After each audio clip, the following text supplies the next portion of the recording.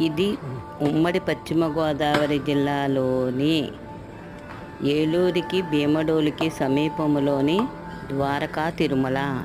దీనినే చిన్న తిరుపతి అని కూడా అంటారు. ఇక్కడ అనేక మంది భక్తులు అనేక రకాలుగా తమ భక్తిని ప్రదర్శించుకుంటూ స్వామివారిని దర్శించుకుంటారు. పెద్ద తిరుపతి తరువాత అత్యధికంగా వచ్చే రెండవ క్షేత్రం అంటే ఇదే. ఇక్కడ స్వామిని దర్శించుకొని తరిస్తారు. ఇలా మెట్టు మెట్టుకి పసుపు రాసి బొట్టు పెట్టి మోకాళ్ళపై నడిస్తే మంచిదని, కోరికలు నెరవేరుతాయని అందరి నమ్మకం. అందుకు వీలైతే అందరూ కూడా